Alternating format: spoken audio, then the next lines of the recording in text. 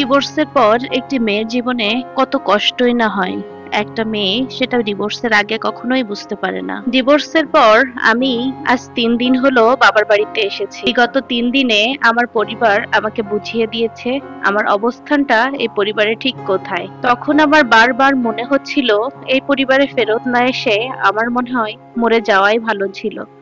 এত কষ্ট যে পাবো কখনো ভাবিনি। ডিভোর্সের পর প্রথম দিন সকালে যেদিন আমি আমার মায়ের সাথে প্রথম নাস্তার টেবিলে বসলাম, আমার মা আমাকে উদ্দেশ্য করে বলল, এই বয়সের ছেলেরা একটু একটু এমন করে, তোমাকে আর একটু মানিয়ে নেওয়ার দরকার ছিল। আমি খুব অবাক চোখে আমার মায়ের দিকে তাকিয়ে রইলাম, কিছুই বলতে পারলাম না। ঠিক ওই দিন দুপুরবেলা যখন আমি আমার বাবার সাথে দুপুরের খাবার খেতে বসলাম, সেদিন আমার বাবা আমাকে উদ্দেশ্য করে বলল, তোমাকে আরেকটু ধৈর্যশীল হওয়া উচিত ছিল।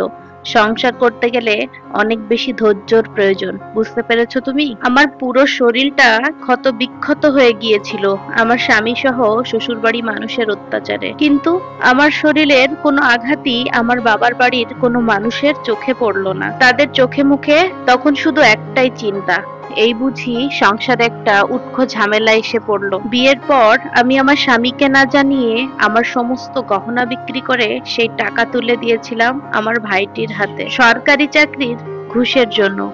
অথচ আজ আমার সেই ভাই আমাকে বলল, তোমার জন্য এলাকায় মুখ দেখাতে পারছি না। আমার যেই বোনটি বিয়ের আগেই প্রেগনেন্ট হয়ে গিয়েছিল, শুধুমাত্র তার মান সম্মানের কথা ভেবেই আমি তার প্রেমিকের হাতে পায়ে ধরে শুধুমাত্র বোনটিকে বিয়ে দিয়েছিলাম।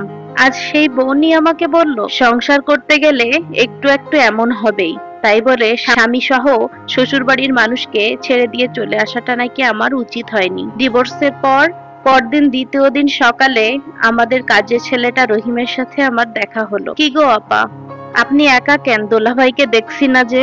দোলাভাই কোথায়? বিয়ের পর স্বামী ছাড়া মেয়েদেরকে বাপের বাড়ি আসা উচিত না।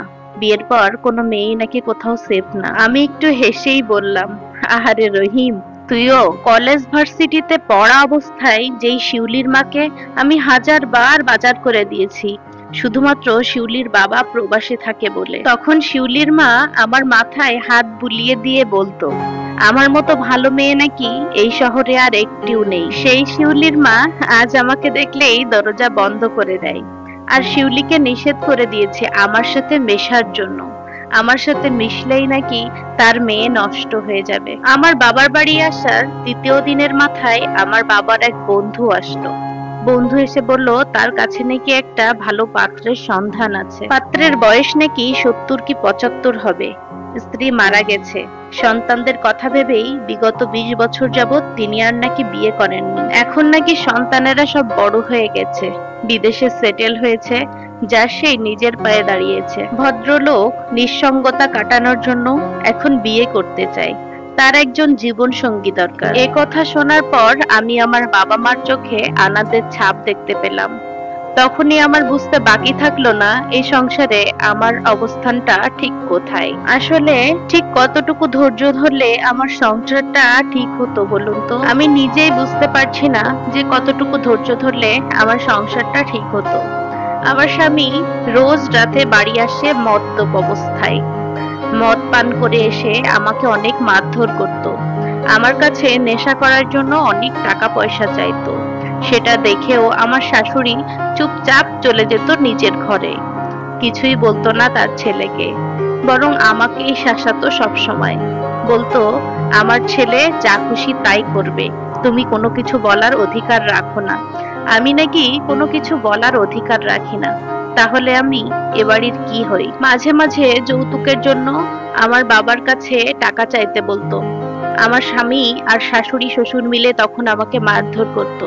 আমার বাবা ঋণগ্রস্ত ছিল বলে টাকা চাইতে পারতাম না। এছাড়া নানান রকম অত্যাচার আমাকে করেছে তারা। ভালো ভালো রান্না করে দিতাম, অথচ ছোট মাছ, এক টুকরো ছোট মাংস কোনো কোনো সময় দিতও না আমাকে।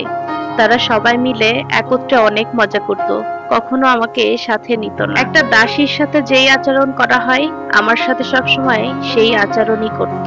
এমন নানান রকম অত্যাচার সহ্য করতে না পেরে যখন নিজের বাবার বাড়ি যাব সিদ্ধান্ত নিলাম, তখনই ফিরে গিয়ে নিজের বাবা মা ভাই বোনের এমন রূপ দেখলাম।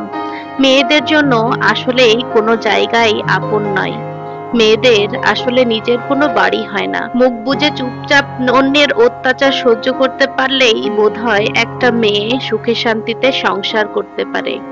আমার আর সেই সংসারটা করে ওঠা হলো না। অনেকে শুনেছি ডিভোর্সের পর বাবার বাড়িতে ঠাঁই পায়, বাবা মা ভাই বোন তাদেরকে অনেক যত্ন করে।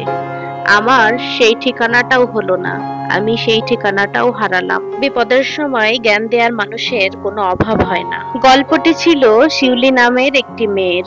গল্পটি কেমন লাগলো অবশ্যই কমেন্ট করে জানাবেন।